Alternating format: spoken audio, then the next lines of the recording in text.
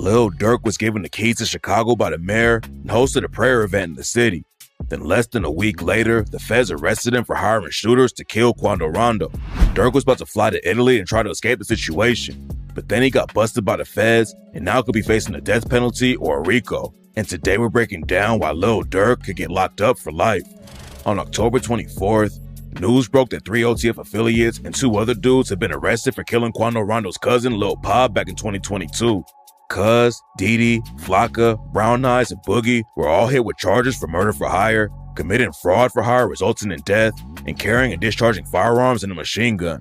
According to the indictment, after King Von was killed by Quando Rondo's homie Lil Tim in 2020, someone in OTF put a bag on Quando's head. The first documents that came out didn't have Durk's name listed, but it's allegedly been confirmed that he's listed as co-conspirator 1. And according to the paperwork, Durk made clear in coded language that he would pay anyone who took out Quando Rondo after Lil Tim killed Von. And besides handing out some cash for the hit, the paperwork also says Durk was offering the shooters a deal with OTF too. The paperwork says that Cuz used an OTF credit card and bought plane tickets to fly the rest of the shooters out to California. Cuz was in Miami at the time, but he took a private jet to LA and met up with everyone else there. The OTF dudes got the info that Quando was staying at a hotel in LA, and they jumped into action as soon as they got his location. When Cuz landed in LA, he booked a room at the Universal City Hotel, and that's where he handed out guns to the rest of the crew. Cuz also rented a white BMW and a white sedan, and those are the whips that the shooters used to track Quando down when he was riding around the city with his sister and his cousin Lil Pop. They allegedly followed Quando around for 2 days, and then they decided to pull the hit off when he parked at a gas station on Beverly Boulevard.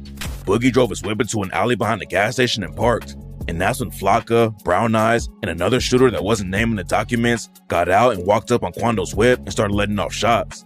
Quando and his sister both made it out of the situation alive and without getting hit, but Lil Pop was killed at the scene, and Quando was recorded screaming while the paramedics pulled Pop's body from the whip. Then right after the hit went down, the whole crew met up at a burger spot and talked about how much they were all going to get paid. It's not clear how much they all ended up getting, but that same day, somebody used an OTF affiliated credit card to buy plane tickets for Didi, Flocka, Brown Eyes, and Boogie to fly back to Chicago. According to rumors, Durk knew the indictment was about to come down and he tried to fly to Italy to escape. The rest of the crew were all in Chicago when the cops arrested them, but Durk was in Fort Lauderdale, Florida. The feds were tracking every move he made, and they found out that Durk booked 2 different flights to Dubai and Switzerland, but he didn't get on either one of them. Then at 6:40 p.m., the FBI discovered that Durk had booked a private jet to Italy that was supposed to take off at 9 p.m. from Miami. Durk almost made it to the airport, but the feds caught him just an hour before the jet took off and booked him for putting the hit out on Quando. And according to the indictment, Durk and his crew were already trying to get ahead of the situation and had been threatening witnesses. It's not clear who the witnesses are in the case, but rumors are flying right now that one of Durk's own homies is the reason that everyone got caught. OTF Jam came up with Durk and has been tight with him for years, but before the drill wave popped off in Chicago, Jam got booked on an attempted murder charge and went down for 12 years. Jam was allegedly putting in major work in the streets, and while he was locked up, Durk shouted him out on tracks like Back Again when he rapped, "Jammer get out that jam, I'll give him 50, ain't gotta ask again." He was catching murders way back then. That's when the max was in. And on the track Try Me, Durk shouted him out again and rapped, "30 don't jam, it's like Aquafina. Free my nigga Jam, that little boy a demon." When Jam finally came home, he linked back up with Durk and confirmed that Durk gave him even more than 50K. Jam was trying to get into the rap game too, but then in 2023, he caught a gun charge and got locked up again. While he was in jail, one of Jam's baby mamas allegedly got killed, and rumors say that Jam had some beef with some other dudes in OTF. And now rumors are flying that Jam wore a wire for years around Durk and the rest of OTF after he got out of prison. There's no evidence to back the story up right now though, but some people think Durk already knew there was a rat in his crew. Back in 2022, Durk dropped the track Federal Nightmares and raps, "When trial come, it ain't your phone, it be your homie though. He on the stand with his head down like he don't know me though. It ain't no point in getting no lawyer if your homie told. He was with you on them late nights in them fast cars and them ski masks." Jam isn't the only dude who's allegedly involved with the case that Durk raps about. Didi, aka Deesky, allegedly helped plan the hit on Quando. Deesky caught a murder case in 2014, but got out on bond in 2019. And on the track Before Fajr, Durk shouted him out and rapped, "I know they really hate me now because I'm more famous. He can't even make it out the city. He ain't make no more bangers. Whenever Deesky beat his murder, he gonna be more and more dangerous. How these killers get on the net, you would think there's no more gangsters."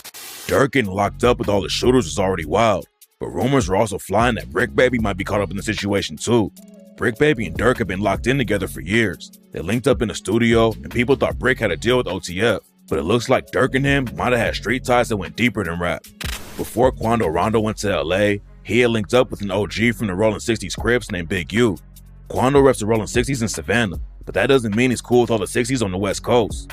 Brick Baby also reps the Rollin' 60s in LA, but he's been dissing Quando for years and said Quando wanted Big U to help him squash the beef with the BDs in Chicago. And in the same interview, Brick Baby said that Durk's ops were his ops too. That's my boy. I'm not from BD. I'm from 60s.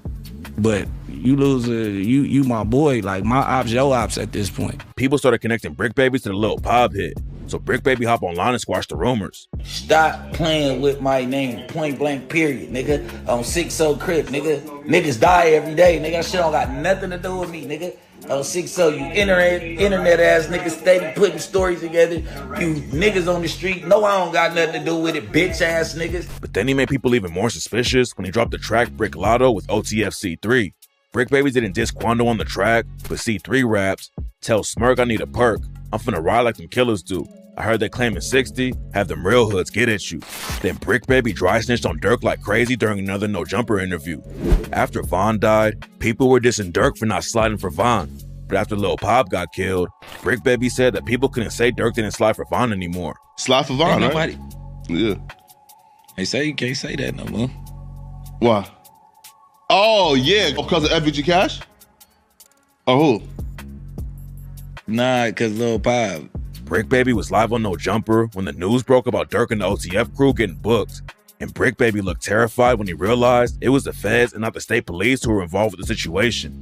Rumors say that Brick Baby's the one who dropped Quando's location to the OTF crew.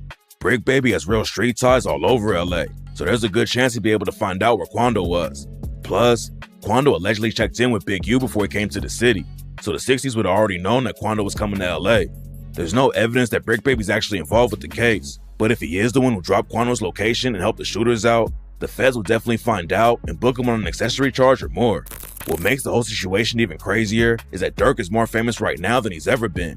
He won his first Grammy back in February 2024 for the track All My Life. Durk started acting and joined 50 Cent's show Power Book 2, Ghost. And a few days before he got arrested, Durk was given the keys to Chicago by Mayor Katrina Thompson from Broadview and Mayor Andre Harvey from Bellwood. After Durk got the keys, his youth foundation, Neighborhood Heroes, hosted a fireside chat with 50 young dudes where Durk and his dad talked to them about focusing on their goals. Then the next day, Durk was at a prayer event in Chicago and said promoting spiritual well-being and fostering unity is essential to the work we do at Neighborhood Heroes. And right after that, Durk performed in front of 18,000 people at the United Center with Lil Baby and Sexy Red. It seemed like Durk was really trying to give back to the community and turn everything around. But nobody knew that might have been his last concert ever. After Durk got arrested, Mayor Katrina Thompson from Broadview took away Lil Durk's key to the city and cut ties with his Neighborhood Heroes Foundation and said that even though Durk is innocent until proven guilty, Broadview has even higher moral and ethical standards of behavior. A couple of years ago, Durk went on the $1 Million Worth of Game podcast and Wallow begged him not to slide for Von. Wallow told Durk about how he forgave his own brother's killer, and Durk needed to move on before he ended up dead or in jail. I forgave my brother's killer, and I'm saying it to say this. Nigga that killed my brother, my brother died in my grandma's arms. If I ain't let that shit go, I won't be right here today. I won't be here for my niece and my nephews. Me and Gil won't be doing this. Y'all won't know me. I won't be able to give y'all this game. But I had to leave. I had to let that shit go. Now I'm out here taking care of his daughter, paying for her to go to school, taking care of my nephew, taking care of my mama and my grandmama. Talk to him. Sure. Because I forgave my brother killer, but you know, I understand. I understand what y'all going through. But I love all you young niggas in here, and I mean that shit. Lil Durk didn't listen though, and a few months later, he allegedly ordered the hit on Quando and got his cousin Lil Pop killed. Now Durk and his whole crew are facing the death penalty, and everyone knows that the feds don't book anyone unless they're confident that they can get a conviction. The situation isn't looking good for Durk right now, but tap in for updates because this case is just getting started.